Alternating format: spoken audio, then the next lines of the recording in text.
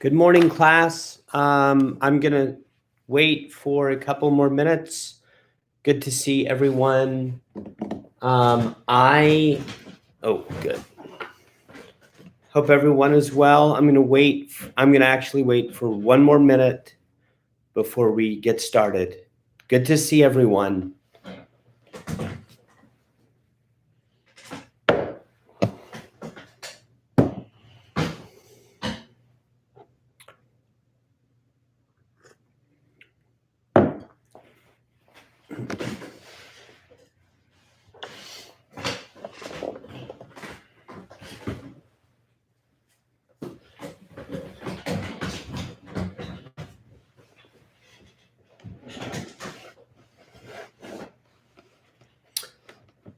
Okay, may the force be with you.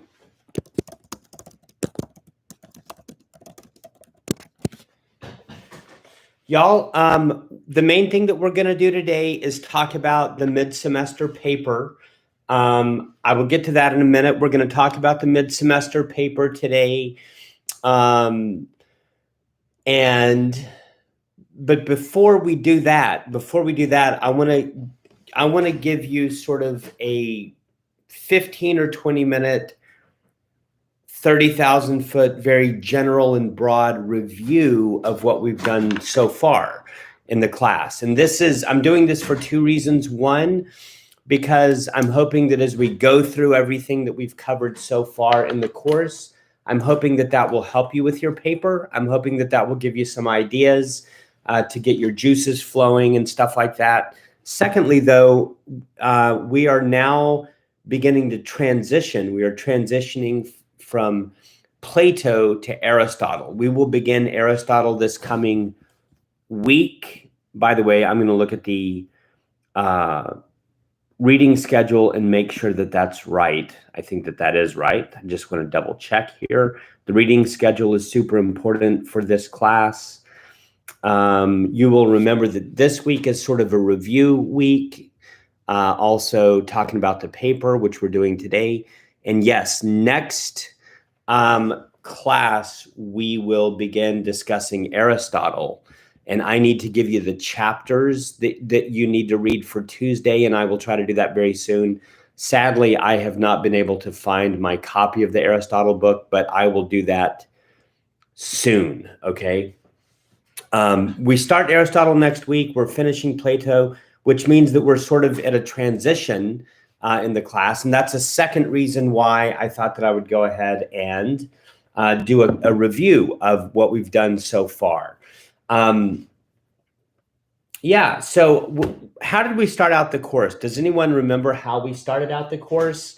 We started out with a podcast which was an interview with this author, Cal Newport, about this book, Deep Work.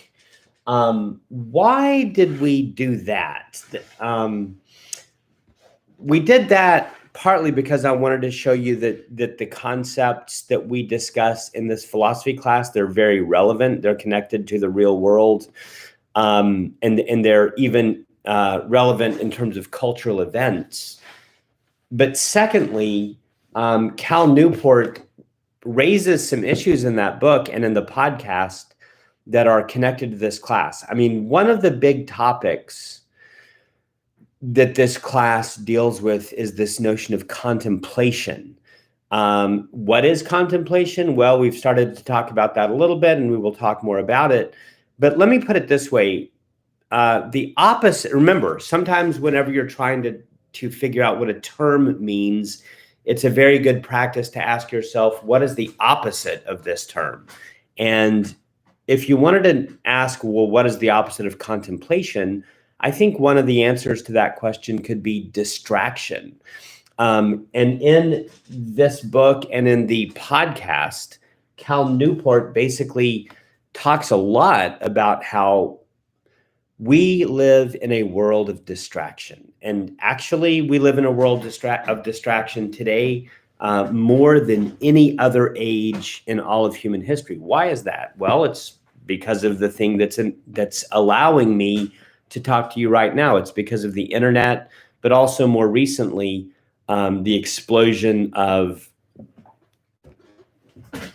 not just the iPhone. Cal Newport did a good job talking about the iPhone, how in 2008, 2009, Steve Jobs introduced the iPhone with really good motives. I mean, he wanted to have an elegant device that could contain both your music and your telephone. And according to Cal Newport, nothing wrong with that. But then what happened is Facebook wanted to sell stock to the public. They wanted to do an IPO, an initial public offering, and sell stock. So they wanted to drive the stock price. They wanted to drive the value of the company super, super, super high, get it to where it was worth billions of dollars. And so they began to advertise, and they began to literally employ what Cal Newport calls attention engineers. That would be a great paper topic. Attention engineers, literally to manipulate the synapses of your brain. Okay. And at that point, this is getting really bad. At this point, your device is becoming not just an object of distraction, but an object of manipulation. So that's all very, very interesting. But the point I'm trying to make is that Cal Newport in that book is talking about attention, contemplation. This is closely connected to what he means by deep work versus all sorts of other things like distractions or addictions. This notion of contemplation it's closely related to your attention and what you choose to focus on, okay? What you choose to attend to. That word attention comes from the verb to attend, which means what are you giving your attention to? What are you looking at? What are you thinking at? What are you dwelling on? And these are issues of the human mind. Notice I didn't say the human brain simply.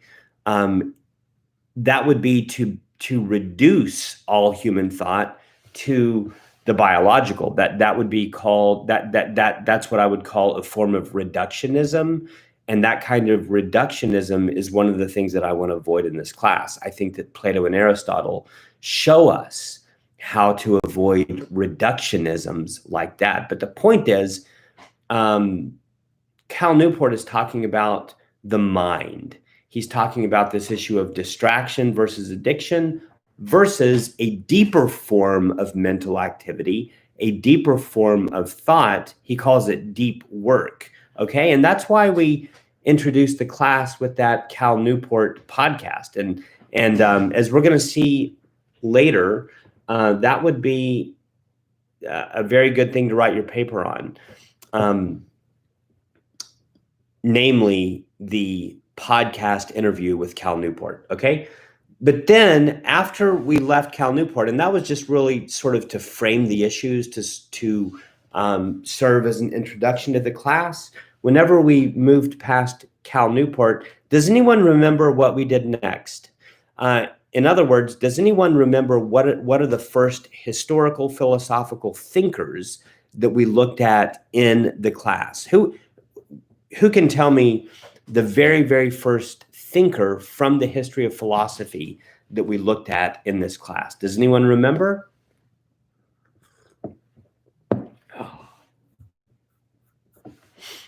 Good, Elizabeth. Heraclitus and Daedalus. That's exactly right. And especially Heraclitus. That's right. Now, partly because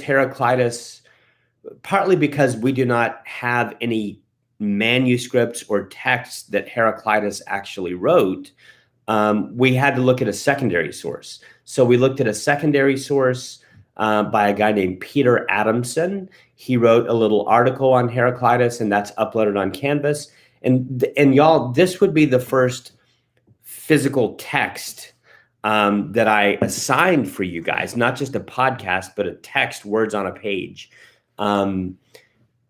Namely the text by Peter Adamson on Heraclitus and Daedalus. That's exactly right. So that would be the second thinker that we looked at, Heraclitus. Really, the purpose of Daedalus is to say Daedalus one-ups Heraclitus. Cratylus is kind of like Heraclitus on steroids. Who can remind me of the big saying, the big aphorism or motto of Heraclitus? Who can remind me of that?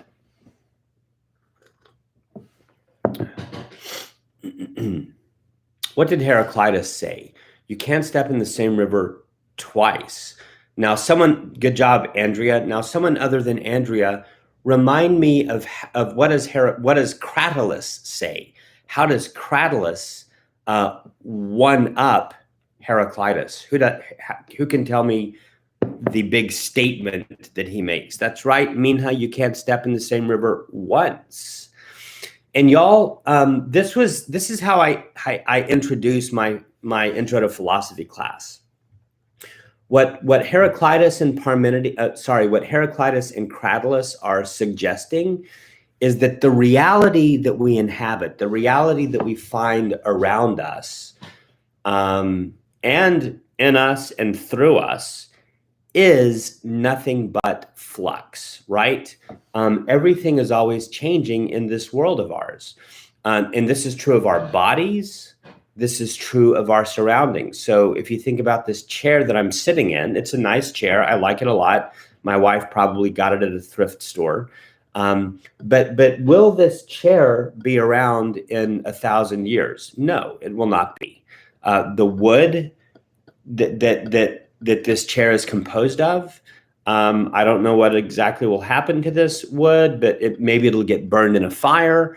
Maybe it will be eaten away by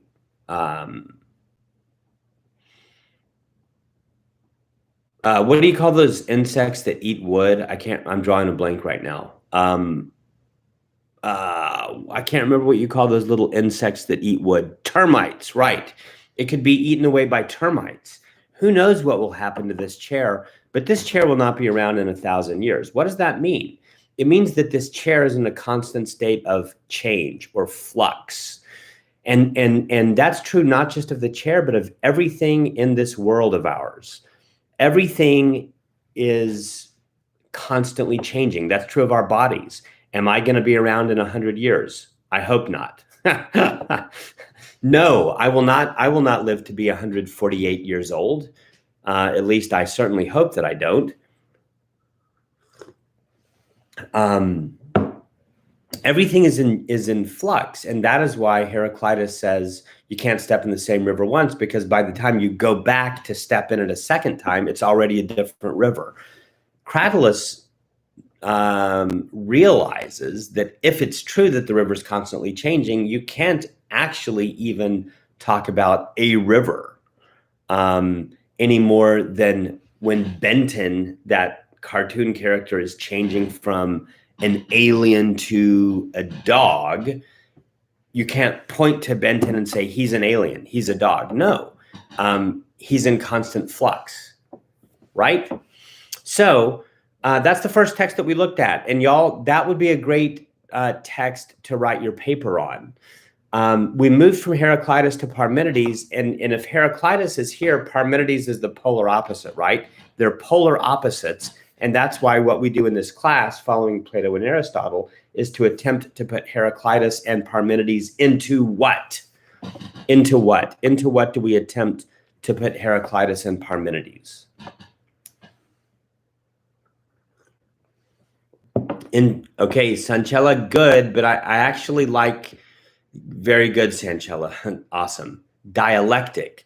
We attempt to put Heraclitus and Parmenides into dialectic, which is one of the things that we are doing when we put them into dialectic, is that we are affirming both. We're giving a high five both to Heraclitus and to Parmenides. That's kind of weird, but that is what we're doing. We're not simply saying that Heraclitus is full of shit or 100% wrong, or that we just totally disagree with him completely. No. We're wanting to give him a partial high five and embrace what it is about his view that we think is good, even though we don't think that Heraclitus has the full truth. Heraclitus needs to be supplemented. He needs to be supplemented by someone else. And in this case, that someone else is Parmenides. But y'all, if Heraclitus says that everything is flux, what does Parmenides say? Now, first off, I want to remind you that Parmenides uses a very important word. He doesn't just say all is flux. He doesn't talk about a river. Instead, Heraclitus uses a very important noun, Does anyone know what that noun is? And you could ask it like this. If you think of the big statement, that's right, Megan and Andrea, if you think of the big statement that Parmenides is making, what is the subject of that sentence? What is the grammatical subject of that clause? And it's being. That's right. It's very interesting that Parmenides, as far as we know, does not discuss being. He just talks about a river. You might say that he's talking about everything. But Parmenides comes along and he introduces a very important notion, if you can call it a notion, and that is the notion of being. And y'all, that is one reason why we say that Parmenides actually is the first metaphysician. And I'm going to write that down. I'm not sure if I emphasized that. Parmenides is the first metaphysician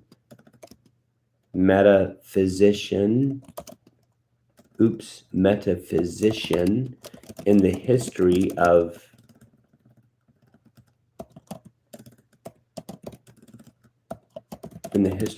thought or philosophy.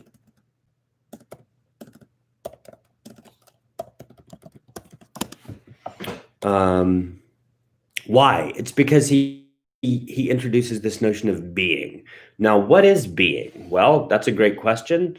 Actually, in the 20th century, there was a super important philosopher named Martin Heidegger, and he wrote a book called Being and Time. And the big question of that book is, what is being? In other words, 2,500 years have passed since Parmenides, and we still don't know what being is, or we still don't know how to think about being, or maybe some people know, but it's still a topic that's worth engaging around. So Parmenides is super important because he introduces this notion of being. And y'all, instead of saying what is being, let me just ask you, what does Parmenides say about being? And y'all, this would be a great paper topic, because what we're beginning to talk about right now is the notion of simplicity, which is closely connected to the notion of negative theology. Another way to say negative theology, negative theology is apophatic theology.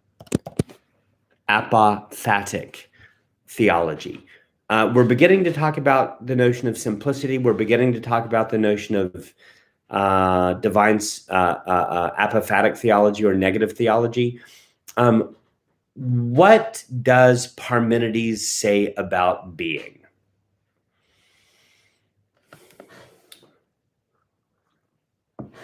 And y'all, let's start at the very basic. Let's start out at the most basic level possible. Think about it like this.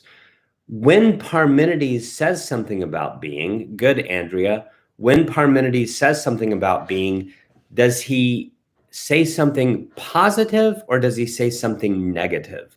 Does he make an affirmation or does he make a denial? And notice that in Andrea's statement, being can't change. Notice that involves a negation. It involves a negation.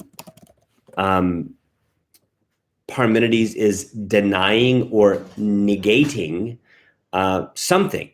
Yeah, that's right, Minha, whack-a-non being. But what's the point of whack-a-non being? The point is that Parmenides is denying something. He's denying that being is this or this or this or this. He's denying that being can change. He's denying that being is multiple, right? I mean, here's a pen and here's a coin from probably Guatemala, no, from Switzerland, I think. And these two things are different, right? There's two things in my hands. There's two things that I'm holding up and displaying before you.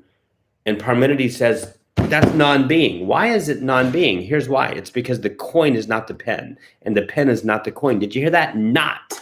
Parmenides says being, if being is real, and if it's not real, it's very difficult to make sense of that idea. But assuming that being is real, it cannot be two things or 1,000 things or 1,000,000 things or an infinite number of things. It has to be one. What Parmenides is doing is making a negation. He's denying that being can be multiple. And that's really the first thing to know about Parmenides. The moment he opens his mouth and says something about being, he makes a negation, a denial.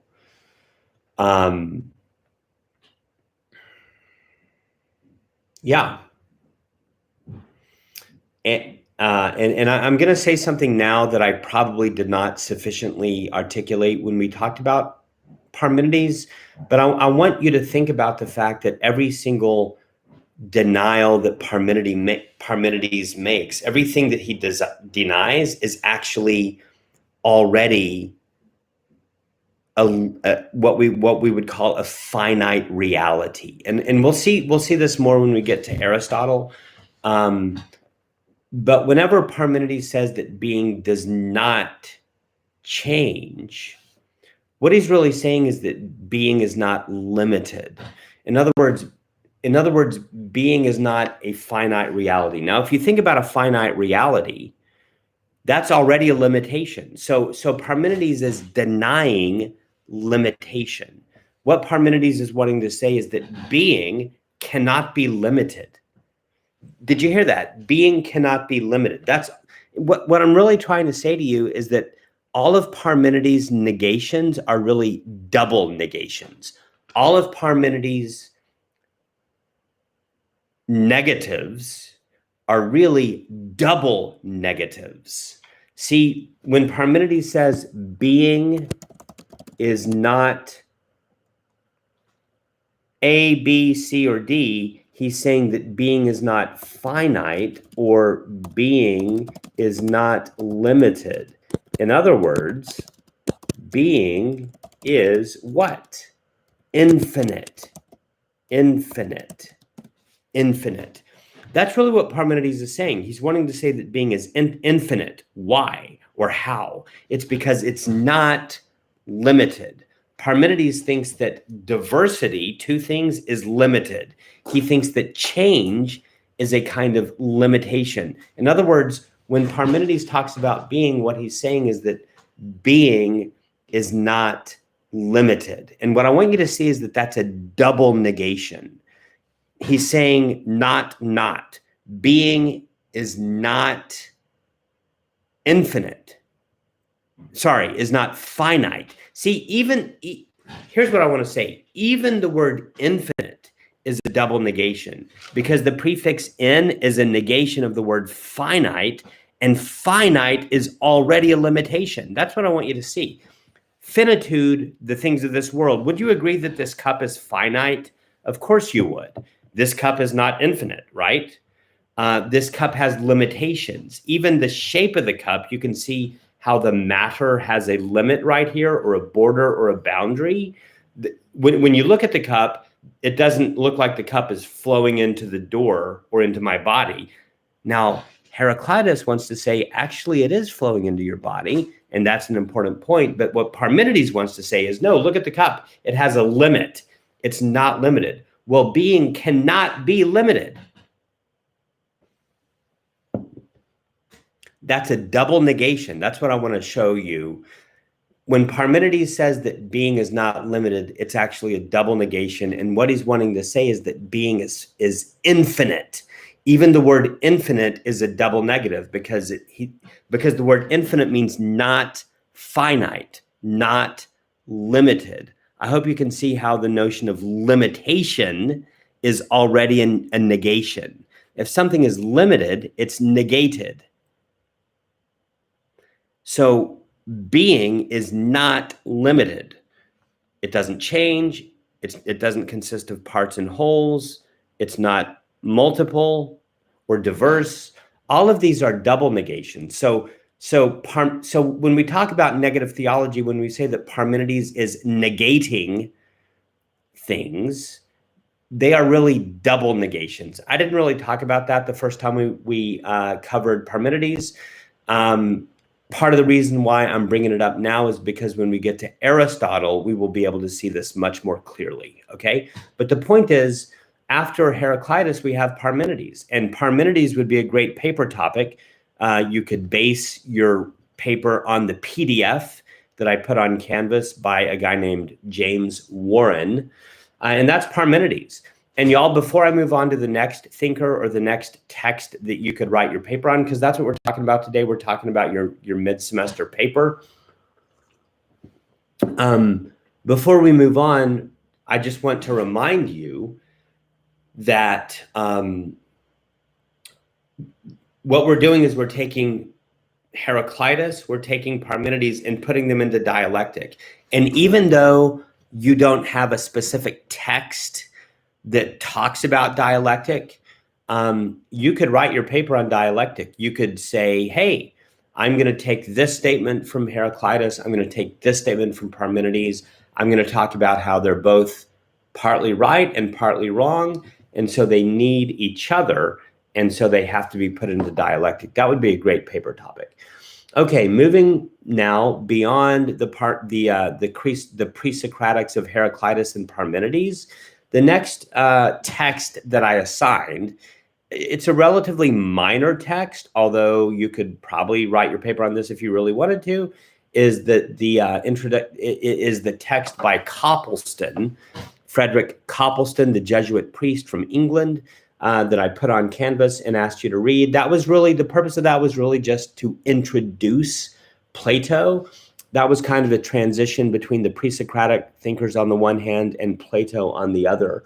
And Copleston really talked about the biographical background of Plato as well as the historical background.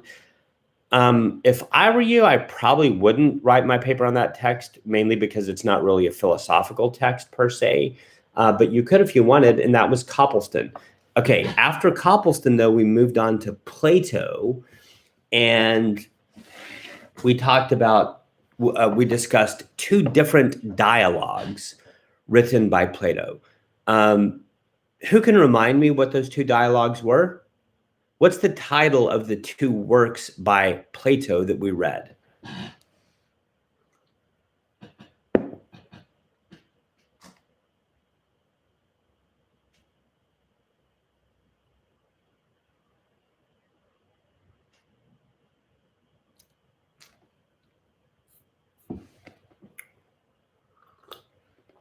That's right. That's right, Mary Elizabeth, Sanchella, Andrea, and Jocelyn. All females, by the way. Guys, where's your game? Step it up. Very good. The Apology and the Euthyphro are actually in chronological order.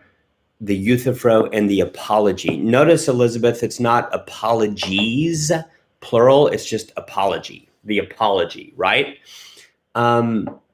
And y'all, I just want to very briefly just sort of go through each of those. I'm going to take like 2 minutes each and talk about the Euthyphro and then the Apology. And this is just to get your juices flowing, to begin to give you some ideas of paper topics. And then after this, I'm going to talk about the actual paper. It's going to be more of a housekeeping nuts and bolts type discussion. And then I'm probably going to end the class a little bit early. Today, I need to be downtown talking to a group of about 50 ladies at 10:30, and I need to prepare for that. But first, we looked at the Euthyphro, and the Euthyphro asks the question, what is blank? What is blank, y'all? Can someone fill in the blank? The Euthyphro asks the question, what is blank? And I'm just going to tell you the answer is piety. That's good, Emily. I think that I also said that it could be holiness. And again, one of the ways to think about all of Plato's dialogues is that he's asking, what is X? And when he talks about X, whether it's piety or virtue, he is looking for the form of the thing. In other words, the essence of the thing. In other words, not this or that thing, but what they have in common. It's real easy to want to think of Platonic form as genus and species or simply mental concepts. But if you remember that blog post that I showed y'all and that we read, I definitely want to argue that for Plato, the forms are not just concepts in your mind. They're not just genus and species. They're actually metaphysical realities that exist. Now, they're not material. They're not physical objects, but they exist. They're like God. Christians and Muslims and Jews think that God actually exists. God is not just a concept. He is something that exists in reality.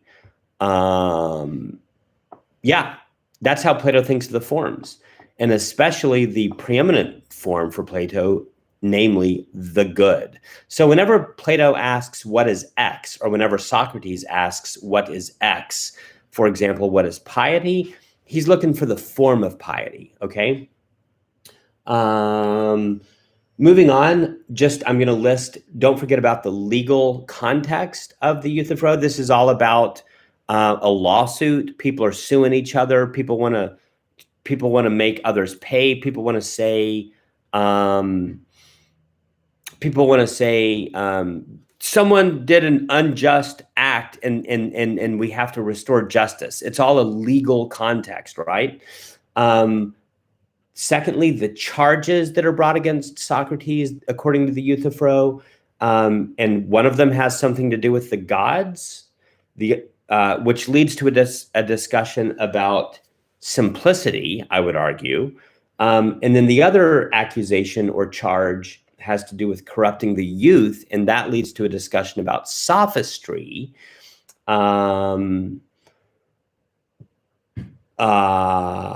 which in turn gets into a discussion of this notion of perfection that we talked about. And when you hear that word perfection, you should be thinking about telos or purpose, okay?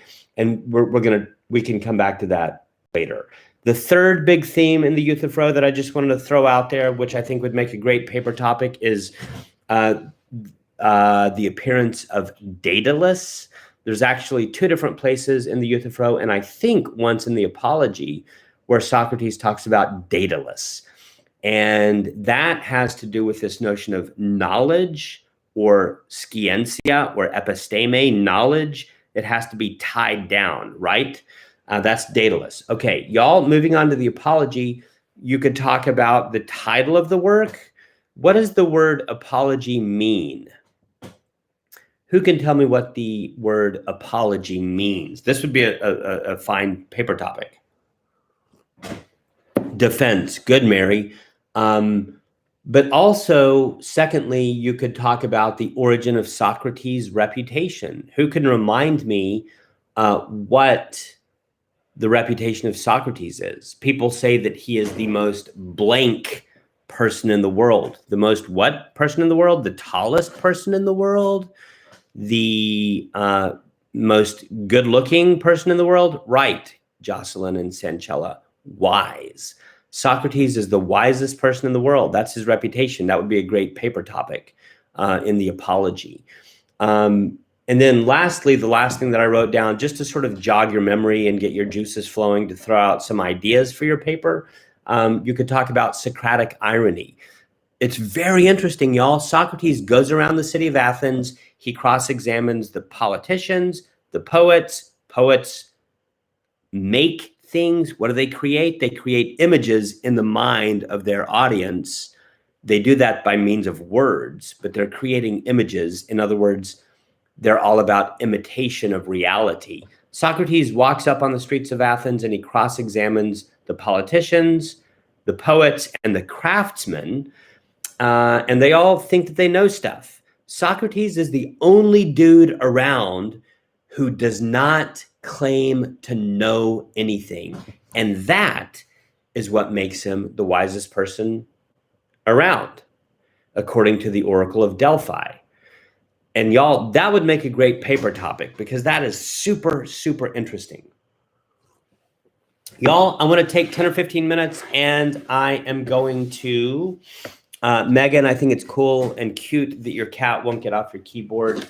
We have 2 cats and a dog. I try to keep the cats out of my study, at least most of the time. What I want to do for the next 10 or 15 minutes is go over the paper. And y'all, these are some very important announcements that I'm about to make. I hope that the other half of the class who's not joining us today will watch this because this is super important. First off, y'all, I'm going to talk about the length of your paper. And I'm just going to say this, I'm going to cut the length in half. Hey, Andrea, I want to ask you to go back and watch the video again. Andrea's asking me to repeat something, but I want you to go back and watch the video again, okay? These videos are recorded, and I want to make sure that I get through the rest of this lecture because this is important stuff about your paper, and I don't want to run out of time, and I need to leave a little bit early. Y'all, I'm cutting the paper length in half. According to your syllabus, and this is your syllabus. It is on Canvas. According to your syllabus, your paper is supposed to be 7.5 pages. I have some great news. Yes, Megan, you're correct.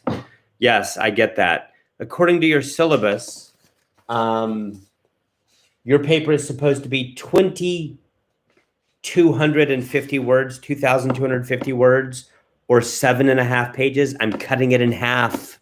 I'm doing this because it's been a shitty semester. It's been a shitty semester. And I'm sure you guys are struggling. I'm struggling. And so I'm cutting your paper in half, the paper length from 2,250 words to 1,125 words, or 3 3/4 pages. Okay. Feel free to tell your friends about this. I might put it on Canvas if I can remember, but I'm cutting the paper length in half. Okay. The new length is 3 3/4 pages, or 1,125 words. Okay. That's the length. Okay. Now for due date, I'm not going to move the due date. You have 3.5 weeks to work on this. The due date is Wednesday, October 28. I am going to change the due time. This is the first semester that I've taught class beginning at 8 a.m. and quite frankly, it sucks. And I'm a morning person. I'm a morning person, but I do not like teaching at 8 a.m. I'm going to move that to 5 p.m. 5 p.m. on Wednesday, October 28. That is when your paper is due. Now, who can remind me how your paper must be submitted? Do you mail it to me in snail mail? Do you drive up to my house and put it on my front porch? No. Do you email it to me? No. You upload it on Canvas. Ideally in PDF format.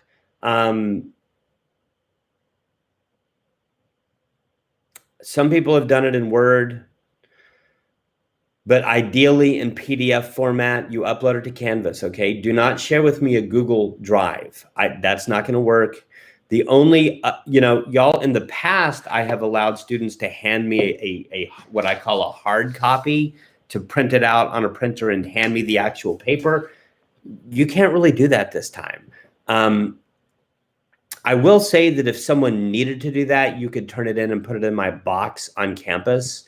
If you don't know where my box is, you could ask Mary Ellen in the Office of Languages and Literature Department on the second floor of the CAS building. You could do that and then text me or email me. That would be fine.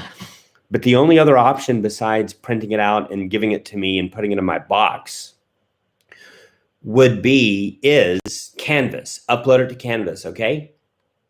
It's due on Wednesday, October 28 at 5.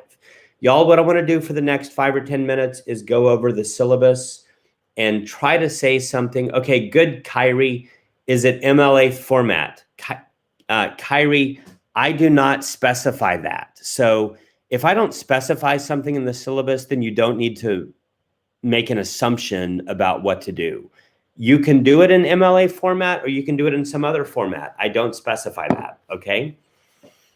If I did specify stuff like that, the paper grades would be much lower than they are. So I don't specify things like MLA format versus Chicago Manual of Style. No, I don't specify that. You can do whatever you want, okay? Just follow the directions on the syllabus. If the syllabus does not address an issue, then you should assume that you're free to do whatever you want, okay? Y'all, two things. One, I want to talk about what it means to discuss philosophically, to discuss something philosophically in your paper. The second thing I want to talk to you about is what the actual instructions on the syllabus. The actual instructions on the syllabus for the paper, which are found on page 2 under Roman numeral 6, where it says assessment. Page 2, Roman numeral 6, you probably can't read this, under assessment. That's what I want to talk about. So number one, discuss it philosophically. What does that mean? Y'all, the main thing that it means to discuss a topic or a theme philosophically, or a text philosophically, the main thing that means is no opinions, no feelings. Please listen carefully. In this paper, I don't want you to give me your opinions. And I don't want you to give me your feelings. I don't care how you feel about Socrates' discussion of the forms.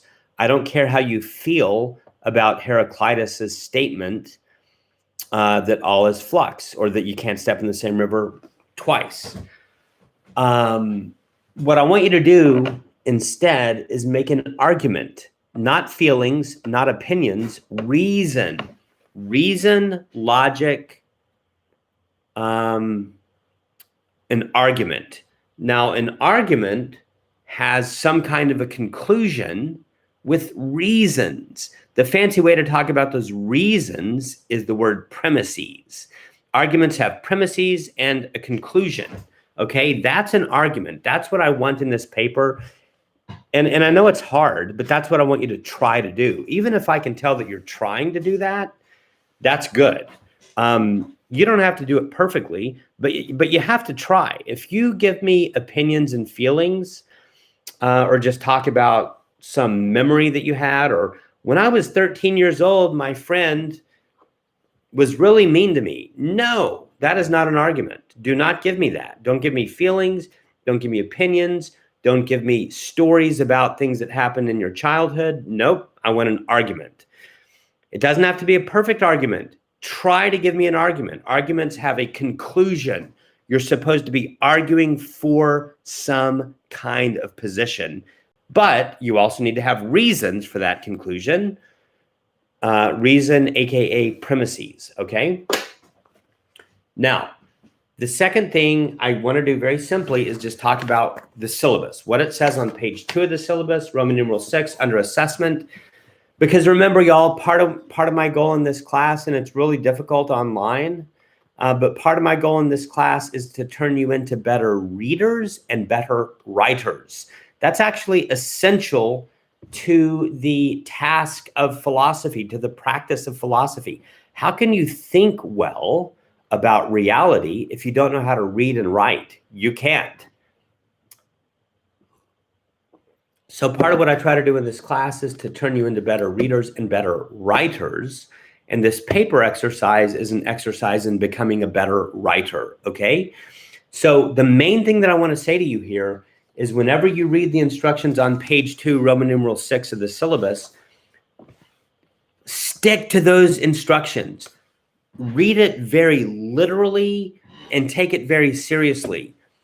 Oh, It says, okay, and by the way, it says number 1, number 2, number 3, do the following things. It says, first do this, number 1, then do this, number 2, then do this, number 3. I want you to wear those instructions like a straitjacket. Don't try to be creative. Don't think that you can deviate from step 1, step 2, step 3. No. Follow those as woodenly and literally as possible. View those steps like training wheels on a kid's tricycle, and you might think that you know how to ride a bike, a 10-speed road bike. I don't care. Follow them like training wheels. It says, number 1, identify a pericopy. Now, what does the word pericopy means? What does the word pericopy mean? Pericopy, notice that's not periscope. Sometimes autocorrect wants to change the word pericope to the word periscope. Nope, it's pericope, and it means passage. Identify a pericope in one of the texts that I have assigned you. That's the first thing you do. I want you to tell me what the passage is, okay? You might say that I'm going to talk about the statement of Cal Newport in the interview that begins at the 3-minute mark. That would work. You might say, I'm going to talk about page 3 in the Peter Adamson PDF on Heraclitus, the second paragraph. That will work. You might say, I'm looking for my Plato book. That's strange. Oh, here it is. You might say, I'm going to talk about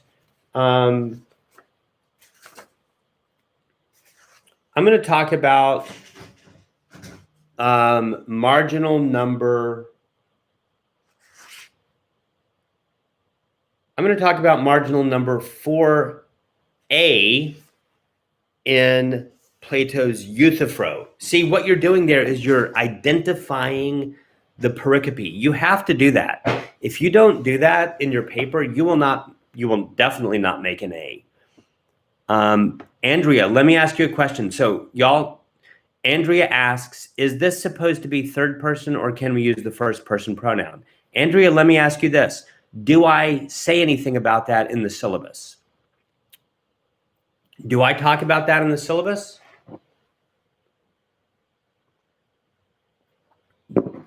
The answer is no, I don't. Therefore, you can do either. Okay? Good. You can do either on that. Okay? First person, third person, it doesn't matter. But what you do need to do, Kyrie, forgive me, Kyrie, you can do it however you want. You can do it however you want. You don't need, Kyrie, as long as you tell me what pericope you're addressing, you're good. Okay? Yeah, that's all I'm going to say about that, Kyrie.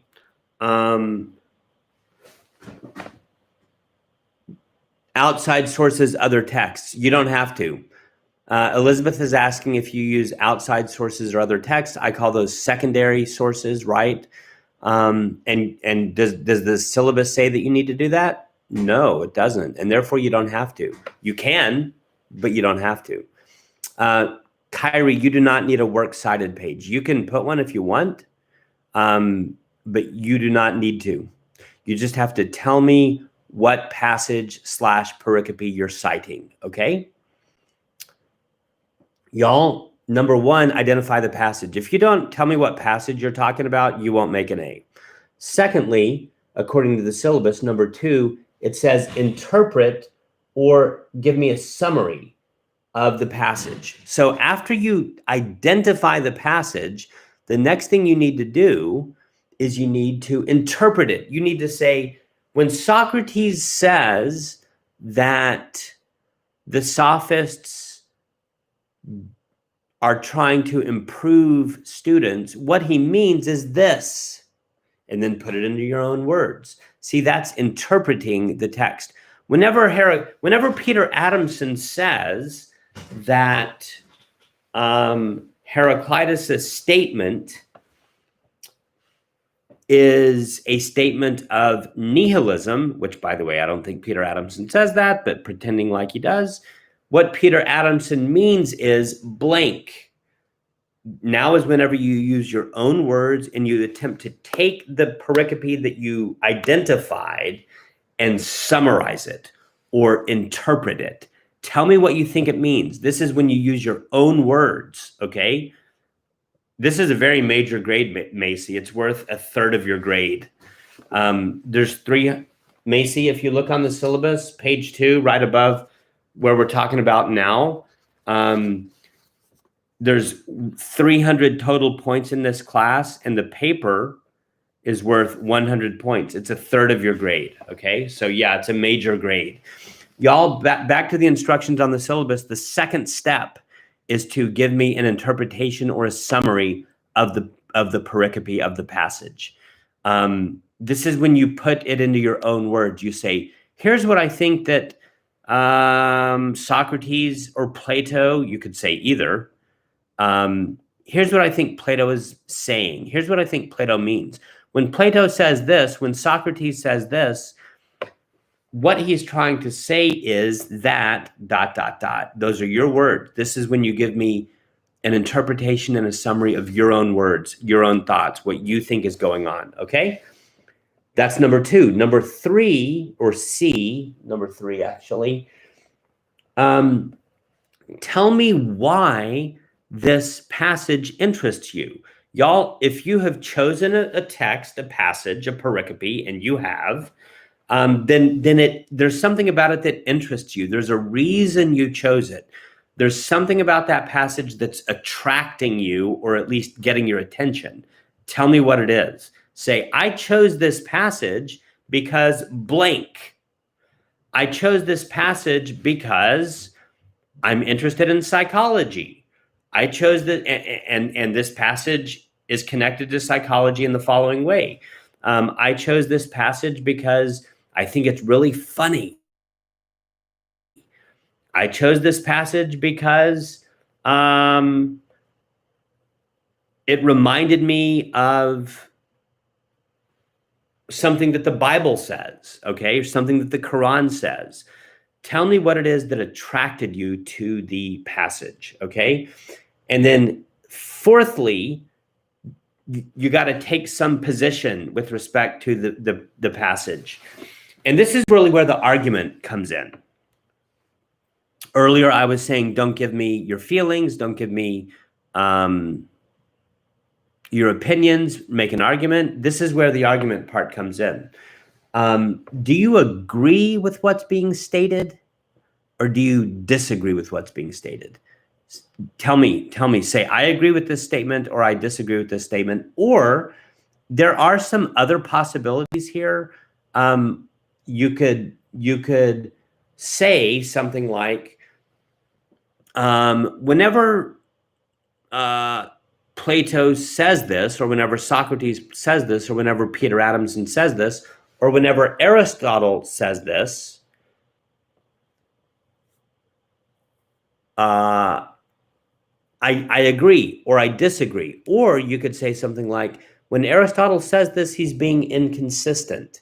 Or you can say, when Aristotle says this, he's being unclear for the following reason, okay? So notice, what I'm asking you to do here in the fourth step is to take some sort of position with respect to the text. Do you agree with it? Do you disagree with it? Do you have questions about it? Do you think that it's a contradiction? All of those are great positions to take with respect to the text. See, the text is making some claim. It's some kind of claim, and I'm asking you to give me your response to that claim, okay? Do you agree? Do you disagree? Do you think that it's inconsistent? Do you have questions about it? All of those are very legitimate stances or positions or responses with respect to the text, okay? Fifthly and finally, this is when you give me your reasons. Give me your reasons for agreeing with the statement or disagreeing with the statement. etc. Okay. Another way of saying that is argue for what you said in the step above. Argue for your agreement or argue for your posture of disagreement. Give me reasons. Justify your position. Okay. Y'all, I think that's it. What I'm trying to say to you is you need to follow the directions on the syllabus very woodenly.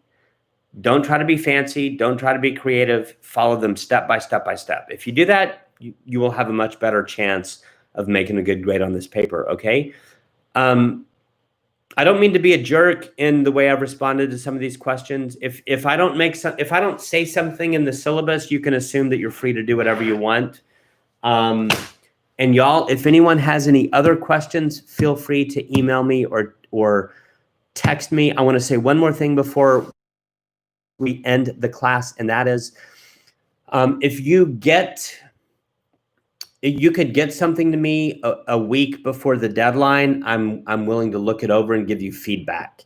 So for example, if you wanted to give me an outline, I could look at that outline and give you feedback on that. I'm willing to do that. Don't do it